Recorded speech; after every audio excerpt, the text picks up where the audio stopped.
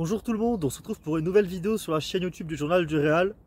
Je suis tout seul, je crois que c'est la première fois sur la chaîne YouTube du Journal du Real que je suis tout seul. Vous avez vu Victor dernièrement faire quelques analyses de matchs en étant seul sur la chaîne YouTube.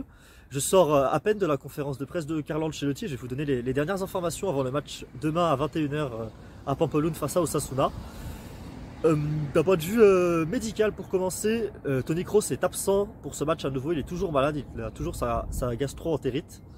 Et donc il sera absent, il n'est pas convoqué pour la rencontre, il ne s'est pas entraîné aujourd'hui, il n'est pas convoqué pour la rencontre face à Osasuna. Et Carlo Ancelotti espère qu'il sera de retour face à Liverpool, évidemment pour essayer d'avoir un groupe le plus complet possible. Quant à Karim Benzema, lui il est également absent, il a un petit peu plus qu'une simple fatigue, ce n'est pas un match de repos, il a senti une petite gêne musculaire en fin de rencontre face à Elche. Mais c'est rien de grave puisque Carlo Ancelotti a dit en conférence de presse que si demain c'était le match face à Liverpool, Karim serait titulaire. Donc ça montre que la gravité de cette blessure est moindre, bien sûr. Sinon, il y a Eden Hazard qui est toujours absent également, qui est sur le retour dans le groupe. Thibaut Courtois, lui, sera bien titulaire dans les cages demain soir. Les autres joueurs que Carlo Ancelotti a annoncés comme titulaires, ce sont Vinicius et Rodrigo, qui seront les deux attaquants du Real Madrid demain. Carlo Ancelotti prévoit potentiellement de mettre en place un 4-4-2 pour la rencontre de demain. Il a parlé un petit peu tactique lors de cette conférence de presse. Il a notamment mentionné le fait que oui, l'équipe joue en 4-3-3 et qu'il aimerait que l'équipe s'améliore sur le fait de passer en 4-4-2 lorsque l'équipe n'a pas le ballon, notamment le repli défensif de Vinicius. Voilà ce qu'il a mentionné en conférence de presse. Et ce sera demain normalement un 4-4-2 que nous verrons avec Vinicius et Rodrigo comme attaquants du Real Madrid. Il a aussi répondu à une question sur Rodrigo après son excellent match côté gauche face à Elche. Une question qui a été posée sous le sens, est-ce que Rodrigo pourrait menacer Vinicius à ce poste-là? Carlo Ancelotti a répondu non, que Rodrigo est excellent que lorsque Vinicius est absent, et que si Vinicius est présent, ce sera lui qui sera à gauche, et Rodrigo lui pourra occuper les autres postes, soit en pointe en cas d'absence de Karim Benzema, soit à droite, en fonction de ce que Ancelotti décide entre Rodrigo et Valverde. D'un point de vue sur la conférence de presse, il y a un autre joueur qui a été abordé, c'est Alvaro Rodriguez, qu'on a déjà mentionné évidemment sur la chaîne YouTube, l'attaquant de pointe du Castilla, l'un des joueurs phares du système de Raúl, dont on a parlé dans une ancienne vidéo. D'ailleurs, si vous voulez aller la voir pour mieux connaître qui est Raúl comme coach, je vous conseille d'aller la voir après celle-ci avec celui qui tient le compte Real Madrid Fabrica sur Twitter, Kaba. On a discuté du Real Madrid, du Real Castilla, enfin, du Castilla plutôt, de Raúl. Et donc ce joueur-là, c'est Alvaro Rodriguez, qui est un attaquant de pointe, un attaquant pivot, un joueur qui est excellent dans le jeu de tête, excellent dans les airs, excellent dans le jeu de remise. Et Ancelotti l'a nommé comme un profil qu'on n'a pas, comme un profil qu'il n'a pas à sa disponibilité au Real Madrid.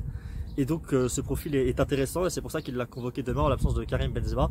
On sait que Mariano sera également dans la convocation, mais on peut espérer peut-être quelques minutes en fin de match en fonction du scénario de la rencontre pour Alvaro Rodriguez, qui serait une belle récompense. Ce joueur réalise une excellente saison et beaucoup de fans du Real Madrid aimeraient le voir plus souvent convoqué dans le groupe.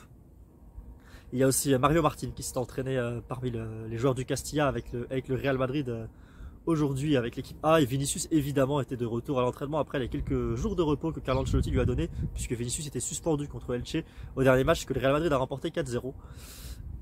Enfin, pour parler un petit peu de la rencontre de demain face à Osasuna, on lui a posé la question à Carlo Ancelotti, comme sous l'angle que c'est toujours un match extrêmement difficile pour le Real Madrid. C'est un match qui n'est jamais simple d'aller jouer à Pamplona.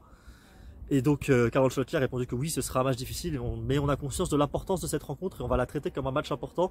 On sait qu'il y a Liverpool dans 3 jours, mais ne soyez pas étonnés, on va dire, il ne sait pas le mot exact, mais l'idée qu'il a transmise, c'est ne soyez pas étonnés si vous voyez les mêmes joueurs sur la feuille de match samedi et sur la feuille de match mardi, parce que évidemment le match contre Liverpool est plus important, mais on accorde aussi une grande importance à la rencontre à Osasuna, surtout que le Real Madrid peut mettre une sorte de pression sur le Barça, puisque le Real Madrid peut revenir à 5 points, puisque le Real joue samedi, le FC Barcelone jouera dimanche, donc le Real Madrid peut revenir à 5 points avec un match d'avance en jouant avant ce week-end, ce qui peut mettre une pression potentielle sur les épaules du FC Barcelone, qui a aussi autre chose à gérer en ce moment, puisqu'ils affrontent Manchester United 2 fois en une semaine, en Ligue Europa.